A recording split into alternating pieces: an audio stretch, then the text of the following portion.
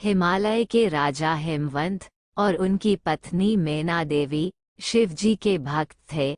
उनकी इच्छा एक ऐसी पुत्री पाने की थी जिसका विवाह वे शिवजी के साथ कर सके। मैना देवी ने शिवजी की पत्नी गौरी देवी को प्रसन्न करने के लिए कठोर तपस्या शुरू कर दी। कई दिनों तक वह बिना खाए पिए तप करती रही। गौरी देवी ने प्रसन्न होकर मैना देवी की बेटी के रूप में जन्म लेने का वचन दिया। गौरी देवी ने आग में कूदकर अपनी जान दे दी। इसके बाद उन्होंने मैना देवी की बेटी के रूप में जन्म लिया, जिसका नाम पार्वती रखा गया। पार्वती ने जब बोलना शुरू किया तो उनके मुंह से पहला शब्द शिव ही निकला। बड़ी होकर वह बहुत सुंदर युवती बनी।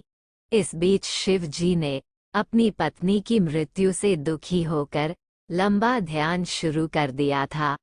हिमवंत को आशंका थी कि शायद शिव जी गहन ध्यान में होने के कारण पार्वती को पत्नी के रूप में स्वीकार ना करें। उन्होंने इस समस्या के समाधान के लिए नारद को बुलाया। नारद ने उनसे कहा कि पार्वती तपस्या के जरिए शिव जी का हृदय जीत सकती हैं। हिमवंत ने पार्वती को शिव जी की तपस्या के लिए भेज दिया। पार्वती ने दिन रात उनकी पूजा और सेवा की। शिव जी पार्वती की भक्ति से बहुत प्रसन्न हुए, लेकिन उन्होंने पार्वती की परीक्षा लेने का निश्चय किया।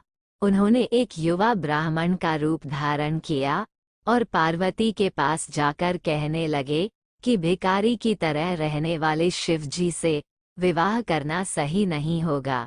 पार्वती यह सुनकर बहुत क्रोधित हुई। उन्होंने स्पष्ट कह दिया कि वे शिव को छोड़कर और किसी के साथ विवाह नहीं करेंगी। उनके उत्तर से संतुष्ट होकर शिव अपने असली रूप में आ गए और पार्वती से विवाह करने को तैयार हो गए। हिमवंत ने धूमधाम से दोनों का विवाह कर दिया।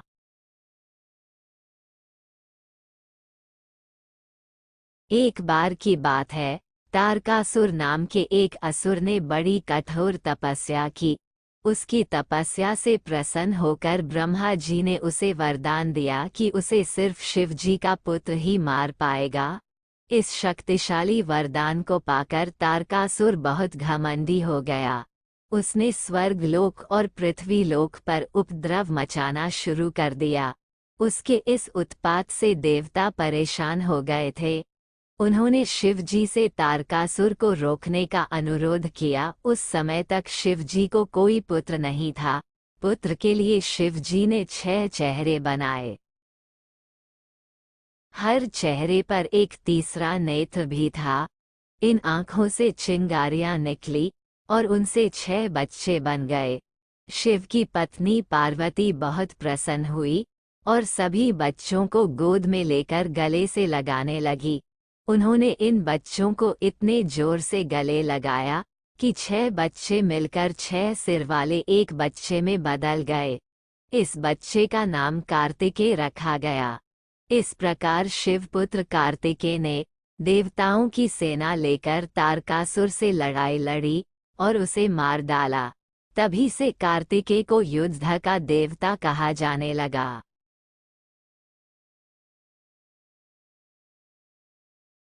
एक धनी व्यापारी था। उसके मन में एक बेटे की चाहत थी। उसने शिव की पूजा की।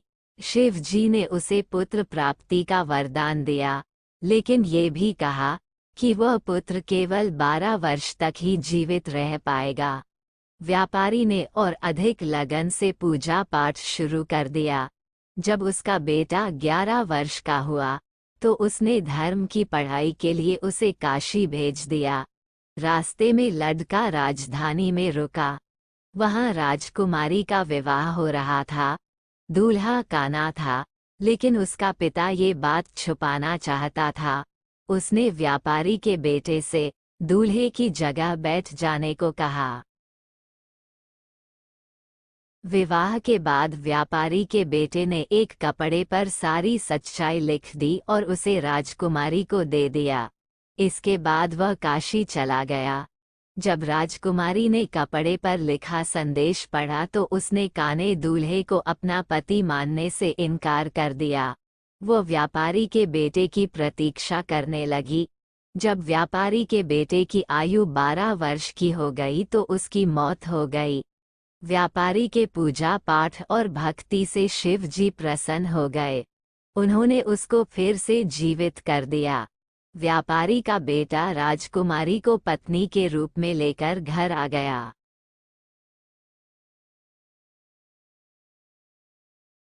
दुर्गा अथवा पार्वती के प्रचंड अवतार को ही काली कहते हैं। असुरों से युद्ध करते समय दुर्गा ने सोचा कि चंड और मुंड नाम के असुरों को मारने के लिए हिंसक और विनाशक रूप धारण करना चाहिए। गुस्से में आकर दुर्गा ने अपने तीसरे नेत्र से तेज बिजली निकाली। इस बिजली से नारी की एक काली छवि प्रकट हुई। उसकी आंखें सुलग रही थी और बाल बिखरे हुए थे। उसकी लाल जीभ बाहर चमक रही थी। हीरे या सोने के गहनों के बजाय वह मनुष्य की खोपड़ी की माला पहने हुए थी। उसके 3 हाथों में त्रिशूल, तलवार और मनुष्य की खोपड़ी थी। चौथे हाथ से वह आशीर्वाद दे रही थी। पूरी तरह से रक्त पिपासु दिख रही। वह देवी असुरों को मारने चल पड़ी। उसने चंड और मुंड को मार डाला। इस तरह उसका नाम चामुंडा पड़ गया। इसके बाद शिव जी प्रकट हुए और उन्होंने काली के क्रोध को शांत करने के लिए अपने आप को उसके पैरों पर गिरा दिया। शिव को अपने पैरों के नीचे गिरा देख काली को अपनी गलती का एहसास हुआ और उसने मार काट बंद कर दी।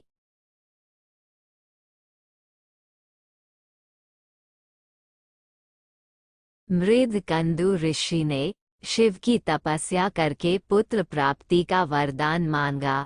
शिव प्रकट हुए और पूछने लगे, तुम अधिक आयु वाला साधारण पुत्र चाहते हो या मात्र 16 वर्ष की आयु वाला बुद्धिमान और तेजस्वी पुत्र चाहते हो?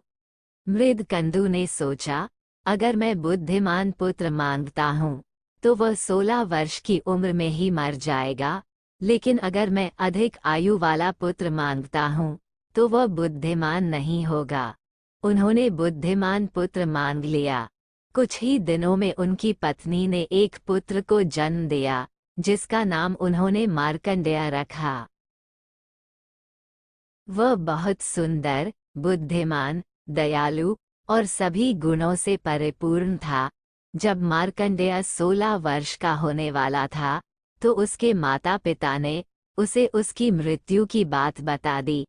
मार्कंडेय कहने लगा, मैं नहीं मरूंगा, मैं शिव की पूजा करूंगा। उसने हर दिन शिव की पूजा करनी शुरू कर दी। उसके 16वें जन्मदिन पर यमराज उसे लेने आ पहुंचे। मार्कंडेय ने उनसे कहा, मुझे अपनी पूजा समाप्त कर लेने दो। यम नाराज हो गए और उन्होंने उसके ऊपर भाला फेंका। शिव प्रकट हुए और उन्होंने यमराज को यमलोक लौट जाने का आदेश दिया और बोले, वापस पृथ्वी पर मत आना। यमराज चले गए। उसके बाद से पृथ्वी पर किसी की मृत्यु नहीं हुई। पृथ्वी पर आबादी बहुत बढ़ गई। पृथ्वी देवी शिव के पास गई और कहने लगी, मैं इतना भार नहीं उठा सकती, कृपया यमराज को पृथ्वी पर भेजिए। जब शिव ने इनकार किया तो वह सहायता के लिए पार्वती के पास पहुंची। पार्वती ने भी शिव से अनुरोध किया तो शिव बोले, यमराज ने मेरे भक्तों का अपमान किया है। पार्वती ने कहा, किंतु आपने ही तो कहा था कि मार्कंडेय 16 वर्ष से अधिक नहीं जिएगा, इसीलिए यमराज उसे लेने गए थे। शिव निरुत्तर हो गए। इस पर पार्वती बोली, शायद आपका आशय होगा कि मार्कंडेय सदैव 16 वर्ष का रहेगा। इसी बात को यमराज समझ नहीं पाए होंगे। शिव तुरंत प्रसन्न होकर बोले, बिल्कुल यही बात थी। उन्होंने तुरंत यमराज को पृथ्वी पर जाने की अनुमति दे दी और मार्कंडेय सदैव 16 वर्ष का ही रहा। ब्रह्मा के बेटे दक्ष की सती नाम की एक बेटी थी जो शिवजी से प्रेम करती थी और उनसे विवाह करना चाहती थी। दक्ष अपने आप को शिव से बड़ा मानते थे, इसीलिए उन्होंने सती की बात नहीं मानी। शिव और सती ने दक्ष की इच्छा के बिना ही विवाह कर लिया। एक दिन एक समारोह में शिव ने दक्ष के सामने खड़े होकर उन्हें प्रणाम नहीं किया। दक्ष ने बहुत अपमान महसूस किया। उन्होंने बदला लेने की ठान ली। दक्ष ने एक यज्ञ कराया और उसने शिव को छोड़कर सारे देवताओं को आमंत्रित किया। सती को बहुत बुरा लगा। वो अपने पिता से मिलने पहुंच गई। दक्ष ने सबके सामने शिव का अपमान किया। सती यह नहीं सह पाई और उसने यज्ञ की आहुति में कूदकर अपनी जान दे दी। क्रोधित होकर शिव ने समूचे ब्रह्मांड को नष्ट करने के लिए विनाशकारी नृत्य तांडव शुरू कर दिया। ब्रह्मा ने प्रकट होकर शिव से क्षमा मांगी। शिव मान तो गए, लेकिन उन्होंने दक्ष को श्राप दे दिया कि उनका सिर हमेशा बकरी का रहेगा। बाद में सती ने पार्वती के रूप में फिर से जन्म लिया।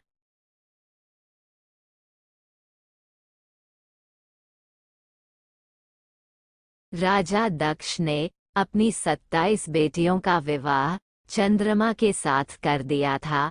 विवाह के समय उन्होंने चंद्रमा के सामने शर्त रखी थी कि वह अपनी सभी 27 पत्नियों के साथ समान व्यवहार करेगा।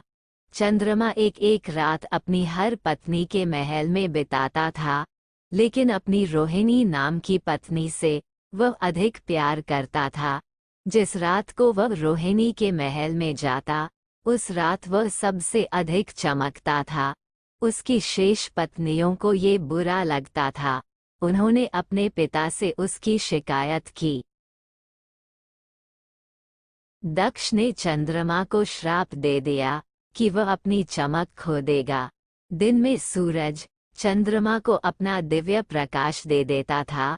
रात में चंद्रमा दिव्य पेय सोम पीता था, जो कि देवताओं का पेय था। दक्ष के श्राप के कारण चंद्रमा अपनी शक्ति का स्रोत खो बैठे। वे सहायता के लिए ब्रह्मा के पास पहुँचे। ब्रह्मा की सलाह पर चंद्रमा ने 1 करोड़ बार मृत्युंजय मंत्र का जाप किया।